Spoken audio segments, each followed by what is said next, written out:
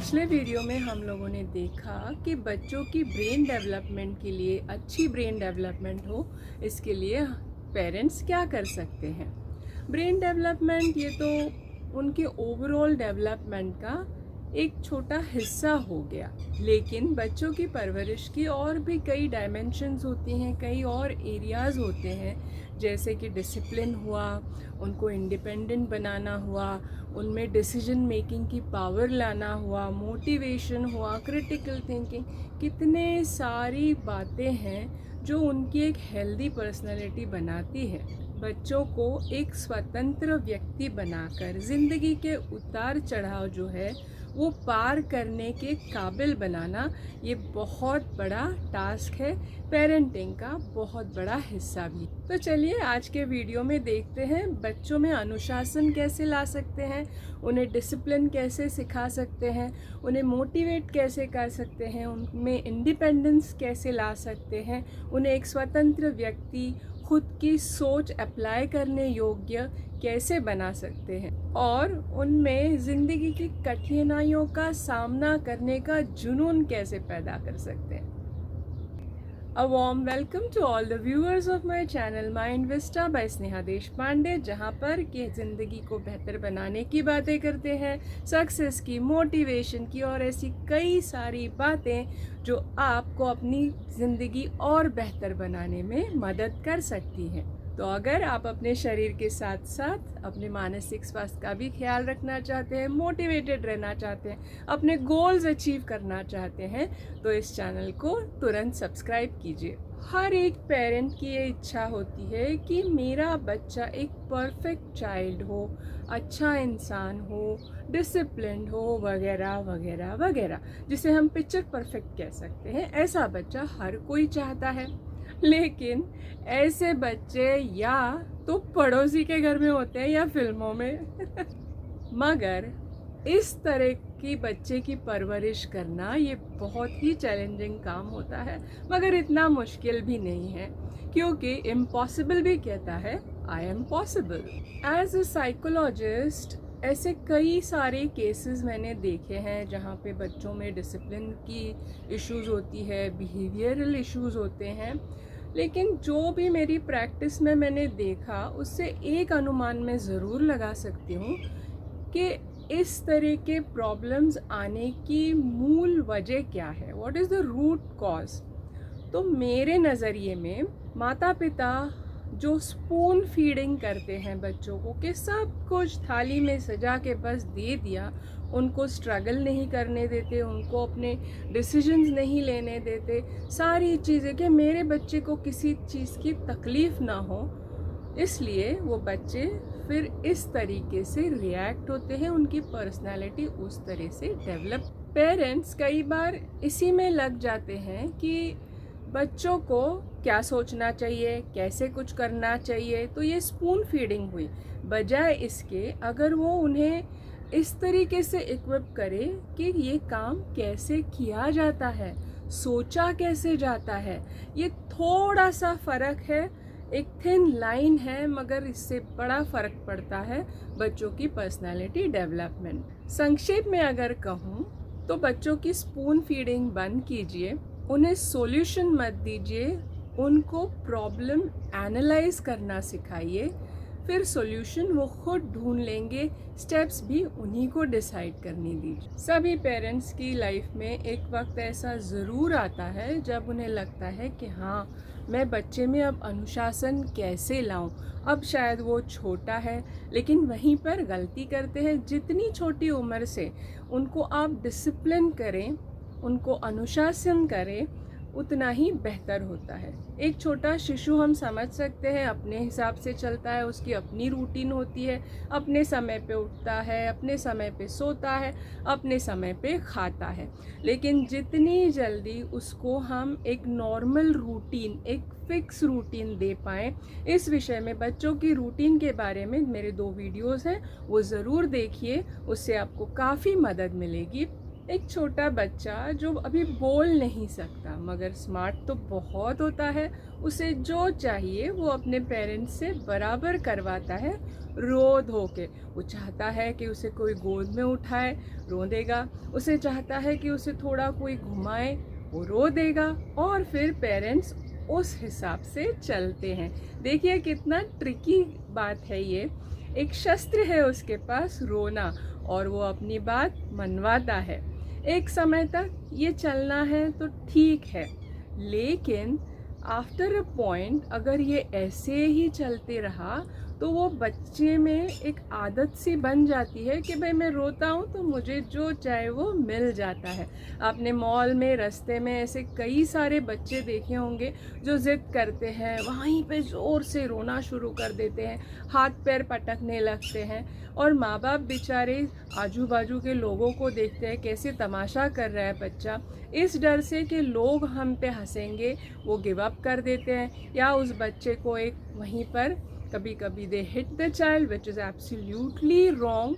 मतलब ऐसी सिचुएशन में पेरेंट्स के पास दो ही ऑप्शंस रहते हैं, या तो गिव अप करें या गुस्सा। लेकिन ये दोनों ही अप्रोचेस बहुत नुकसानदायक है। अब इस सिचुएशन को हैंडल कैसे? इस सिचुएशन को हैंडल करने के लिए एक चीज़ एज अ पेरेंट आपको अपने दिमाग में बिल्कुल फिक्स करनी होगी कि बच्चा, कोई भी बच्चा बुरा नहीं होता, बुरा होता है उसका बर्ताव। तो इन दो चीज़ों को अलग करना बहुत ज़रूरी है। कभी कभी क्या होता है, कोई बच्चा ज़िद्दी होता है या कोई टैंट्रम्स थ्रो करता है, मारता है बाकी बच्चों को, तो हम उसको एक लेबल कर देते हैं, ये ऐसा ही है, ये ज़िद्दी है, ये झूठा है, ये बहुत अग्रेसिव है। और ये शब्द वो बच्चे के दिमाग में ऐसे बैठ जाते हैं, वो फिर ठान लेता है अब तो मैं ऐसे ही करूँगा। ये ऑटोमेटिक होता है, उस बच्चे को भी बेचारे को पता नहीं होता है कि ये उसकी कंडीशनिंग हो रही है।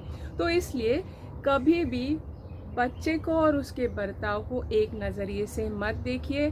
हमें बच्चे को नहीं सुधारना है, हमें उसका बर्ताव सुधारना है, उसका बिहेवियर सुधारना है। ऐसी सिचुएशन में खास करके जब बच्चा जिद करता है, रोने लगता है, तो उन्हें ये बताइए कि आप क्या एक्सपेक्ट कर रहे हैं। अगर मॉल में खिलौने की ज़िद है तो आप कह सकते हो अभी मेरे पास ये पैसे नहीं है, हम बाद में आके ले लेंगे, या ये बहुत महंगा है, ये आपको अर्न करना होगा, आप कुछ करो तो मैं ये आपको एज ए गिफ्ट दे दूँगा। देखिए ये थोड़ा बहुत इस तरीके से अगर आप डील करते हो तो बच्चा ये भी सीखने लगता है कि हर चीज़ मुफ्त में नहीं आती है, I have to earn few things. जहाँ डिसिप्लिन की बात आती है, ख़ास करके घर में, कि बच्चे खिलौने इधर उधर पड़े हैं, उसका रूम आप ही 10 बार ठीक कर रहे हो, ऐसे में आप क्या कर सकते हो? एक तो बच्चे की मदद लीजिए कि चलो तुम्हारा रूम ठीक करते हैं, ये ऐसे नहीं रखा जाता। सेकेंडली, बहुत छोटी उम्र से ही बच्चों को ये आदत डाल दीजिए कि ये इतने खिलौने हैं, इसमें से अभी आप किस खिलौने के साथ खेलना चाहते हो, वो निकालिए, उसको खेलने दीजिए। जैसे ही वो बोर होता है, छोटे बच्चे बहुत जल्दी उस खिलौने से बोर होते हैं, तो उसको वो आदत डलवाइए कि ठीक है अब इसको रख देते हैं, हम दूसरा खिलौना लेके खेलेंगे। इस तरीके से बातों बातों में ही बच्चे में वो डिसिप्लिन आने शुरू हो जाती है। ख़ास करके 1 से 3 साल के जो बच्चे होते हैं उनमें ये आदत बहुत आपने देखी होगी, बहुत ज़िद्दी हो जाते हैं, जिसे कि हम ODD कहते हैं।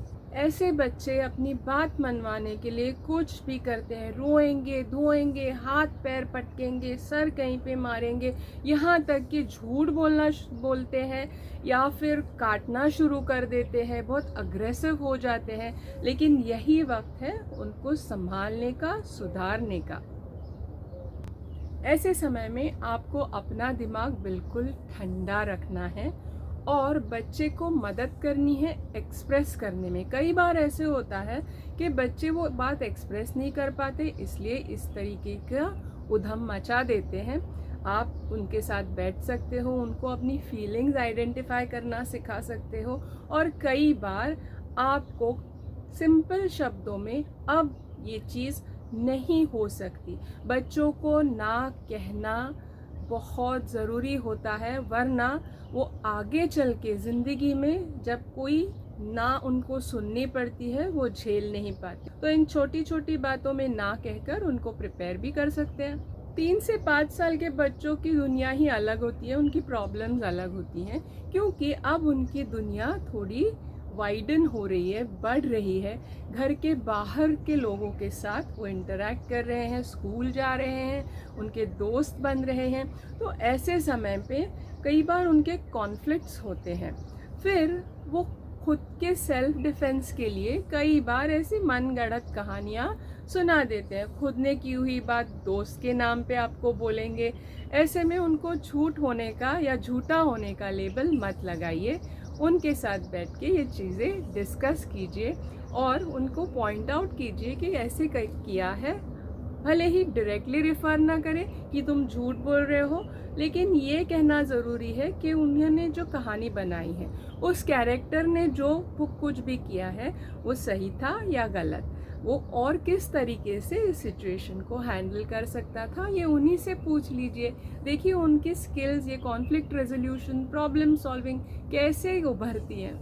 ये तो कुछ बातें हमने देखी कि बच्चों के साथ क्या नहीं करना चाहिए, उनके डिसिप्लिन के लिए क्या नहीं करना चाहिए और करना क्या चाहिए। तो सीधे शब्दों में आपके एक्सपेक्टेशंस उनसे कहिए कि बेटा शूज़ बाहर से आने के बाद रैक पे रखो, चलो तुम्हारा रूम हम लोग अभी ठीक करते हैं। आपके घर के काम जो भी होते हैं उसमें उनसे मदद मांगिए। बच्चों को बड़ा मज़ा आता है, उनको एक ऐसे फील होता है कि मैं कितना रिस्पॉन्सिबल हो गया हूँ। साथ ही साथ वो घर के काम में हाथ बटाना सीख जाते हैं।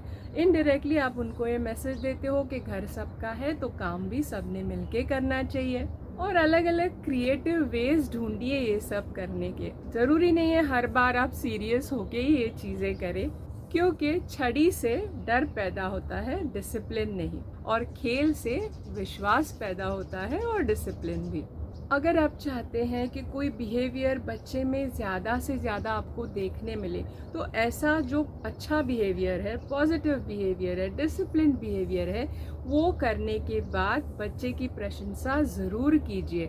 उसको कोई रिवॉर्ड दीजिए, भले छोटा ही सही। जैसे बच्चे ने पूरा खाना खा लिया तो उसको शाबाशी दीजिए, उसके बदले में उसको एक छोटा सा आइसक्रीम दीजिए, या कहीं घुमाने ले जाइए। घर के कामों में मदद की है, उसके लिए उसकी चहीती कोई बुक है या कोई गेम है वो उसको दीजिए।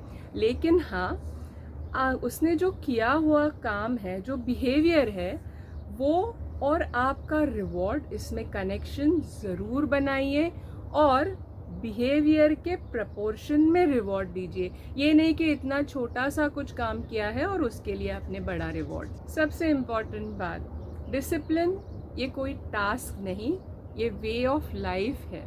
तो पहले रूटीन सेट कीजिए, खुद अपना रूटीन फॉलो कीजिए। बच्चे अपने आप वो पिकअप कर लेंगे, क्योंकि पेरेंट्स को देख के ही काफ़ी सारी चीज़ें बच्चे सीखते हैं।